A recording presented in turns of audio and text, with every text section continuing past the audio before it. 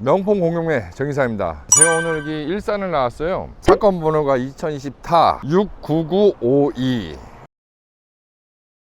이쪽 이렇게 대로변인데 이쪽 땅이 총 땅 평수가 389평, 대로변 딱 붙은 땅이에요. 근데 이 땅이 여태까지 팔질 못했어요. 자, 이 땅은 일반 경매와 틀리게 법정지상권이 성립이 될 수도 있고 성립이 안 될 수도 있어요, 이 땅이. 근데 이 땅만 총 평수가 389평인데 이 땅 평수만 나온 게 아니에요. 이 땅에서 지분이 또 있어요. 지분 경매 나온 게 27평, 총 평수에서 27평이 나왔는데 법정지상권이 성립 여지가 많이 있습니다. 저기 보시면은 건축물이 있죠, 거기. 이런 좋은 땅이 여태까지 부동산에서 매매를 했어도 벌써 매매를 했을 텐데 이런 땅들이 왜 매매를 못하냐면 지분권자가 총 땅 평수에서 총 땅 평수가 389평, 총 땅 평수에서 지분권자가 30명이 있어요. 30명이 있으니까 이 땅을 부동산에서 어떻게 팔겠습니까? 전혀 이건 뭐 팔지도 못하고 평생 들고 가는 거예요. 그러면 정 회사님은 이거 머리 안 아프겠어요? 머리 아프겠죠. 이게 뭐 그냥 땅만 경매로 나온 게 아니고 지분권으로 나오고 위에 또 저기 법정지상권이 또 성립이 되고 경험을 얘기하는 거예요. 이론 다 때려치고, 자, 우리가 법정지상권을 경매를 받을 때 법정지상권이 성립이 되는지 안 되는지 그 의미를 갖지 마세요. 토지주하고 건축주가 같으면은 법정지상권이 뭐 성립이 되고 근저당보다 또 우선이면은 법정지상권이 성립이 되고 그런 이론 갖다가 법정지상권을 경매를 받는 게 아니에요. 왜 그러냐면 제 경험에 법정지상권이 성립이 되건 안 되던 그거는 판사가 다 정해요. 이게 성립이 된다 안 된다는 우리가 그거를 성립이 안 된다는 가정에서 경매를 받는 게 아니에요. 왜 그러냐면 관습법이라고 또 있어. 관습법. 그게 진짜 애매해요. 관습법상 법정지상권. 이게 애매한 거예요.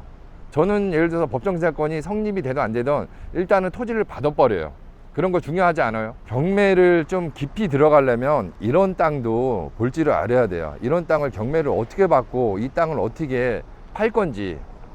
27평을 예를 들어서 경매를 받으면 지분권을 받을 거 아니에요. 나머지 땅도 일괄 경매로 집어넣을 거 아닙니까? 공유물 분할 청구를 한 다음에 형식적 경매를 신청해 버리면 돼요. 법원에서 나 그냥 현금으로 받겠다. 형식적 경매는 이론상으로 다 나와 있으니까 그게 형식적 경매가 뭔지 여러분들이 한번 이론을 한번 보세요. 자, 쉽게 얘기하면은 내 땅이 여기 지분이 27평이 있는데 내가 이걸 27평을 팔고 싶어도 못 팔아요. 절대. 뭐 부동산에서 팔겠습니까? 이거 지분권을?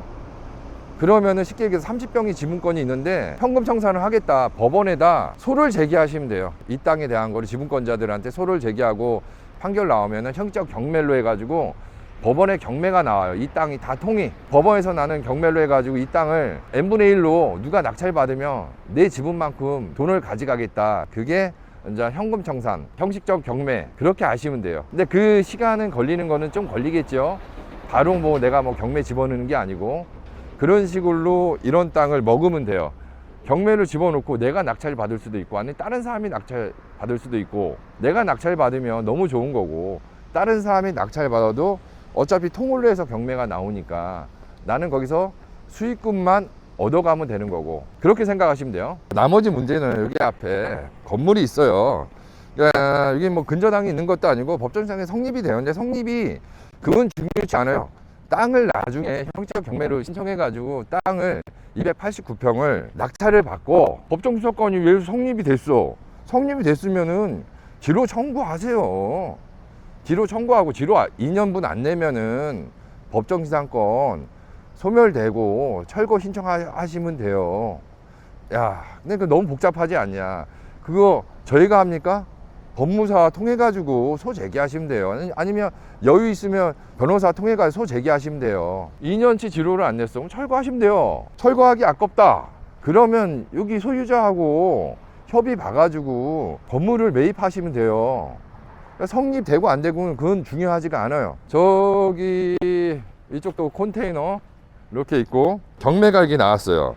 그러면은 지분권을 받는데 대부계에서 강제 경매를 신청했어요. 금액은 뭐 1,300만 원뿐이 안 돼요. 근데 왜 1,000만 원 때문에 이게 경매가 왜 나왔을까?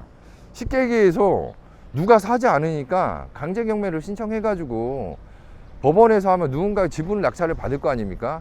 그런 식으로 법원을 통해 가지고 물건을 파는 케이스도 많아요. 2억 좀 넘게 나왔는데 지금 뭐 최저가는 1억 7천인데 과연 이게 1억 7천에 낙찰될까? 1억 7천에 낙찰되지도 않아요. 그리고 이거 뭐 근저당권도 없고 대부계에서 강제 경매했는데 물론 지분권자가 이 토지를 낙찰을 받을 수도 있어요. 근데 내가 하나 또 팁을 하나 알려줄게요. 내가 굳이 이거를 지금 채권도 지금 갚을 돈도 천 얼마뿐이 없는데 이거를 굳이 물론 낙찰이 되면은 이 지분권자들은 나머지 뭐 천 얼마 채권자가 가져가고 나머지 돈이 남는단 말이에요. 돈이 충분히 남죠. 이거를 내가 경매를 꼭 경매로 받을 필요는 없어요. 이 지분권자 등기부 띄면은 지분권자의 주소가 나와요. 현장 가가지고 일반 매매일로 해도 상관이 없어요. 금액이 얼마 안 되니까.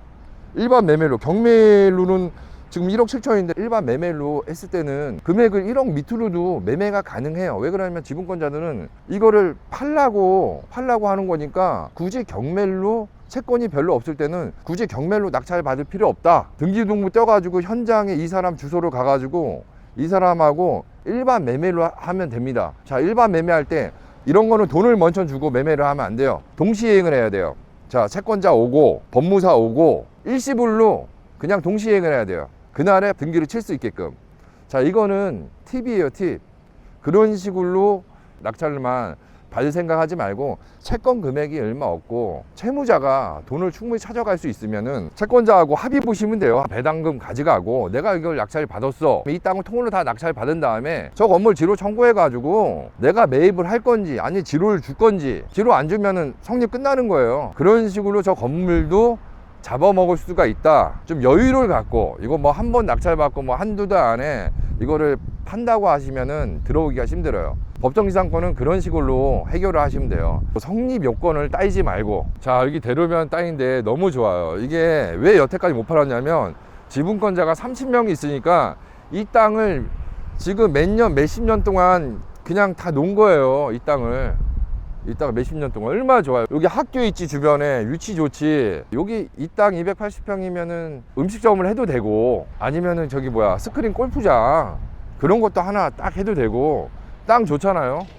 이런 거를 낙찰을 받아 가지고 적당한 선에서 너무 단기간에 수익을 바라지 말고 이 지분권자들한테 공유물 분할 청구를 한 다음에 형적 경매를 신청하면 돼요. 그런 거는 본인이 하는 거 아니에요. 소재기하는 거는 어렵게 생각하지 말고 법무사나 법무법인에다 신청을 하면 걔네가 소재기 다 합니다.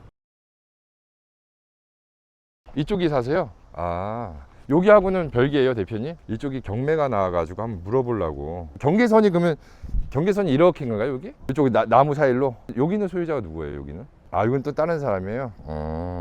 여기 소유자들 혹시 뭐 아세요? 여기 소유자들이 너무 많아가지고 이 땅 소유자가 증여받아가지고 이게 다 30명이 형제예요? 예. 30명이? 아, 형제예요? 나 깜짝 놀랐어요. 원래 대부분 증여받으면 뭐 5명, 6명인데 가족관계, 뭐 사촌 뭐 그런 관계인가요? 예. 아, 어떻게 그렇게 증여를 했지? 거주하시는 분도 가족이 거주하겠네요?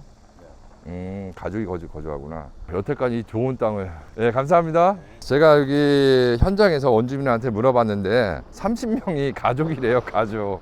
저도 좀 애매했어요. 한 가족으로 하면 한 5명, 6명인데 30명이 가족이라니까 가족끼리도 참 이렇게 30명이 가족이면은 잘 사는 사람이 있고 못 살고 그런 형제들이 있을 거란 말이에요. 이 친구 같은 경우는 경매가 나왔으니까 본인이 뭐 여유가 없어가지고 대북에서 돈을 빌려가지고 가족인데 이렇게 27평이 나온 것 같은데 물론 가족이 또 지분권을 또 와서 지분권자가 낙찰을 받을 수 있겠죠. 근데 그런 거 배제하고 이런 거는 경매로 먼저 낙찰 받기 전에 이 사람은 먼저 찾아가 가지고 일반 매매로 해가지고 취득을 하면 좋아요. 취득을 한 다음에 가족이 또 살 수도 있어요. 가족이 있다가 경매로 가면은 지분권자가 분명히 아마 있어가지고 본인들이 낙찰을 받으려고 해요. 등기부등본 찾아가가지고 이 채권자 27평 소유자 일반 매매로 그냥 돌리시면 돼요. 채권액을 보니까 2억이 넘어가요. 감정가는 2억인데 채권액 보니까 막 3억 4억 그런 거는 일반 매매가 안 돼요. 천 얼마뿐이 채권이 없으니까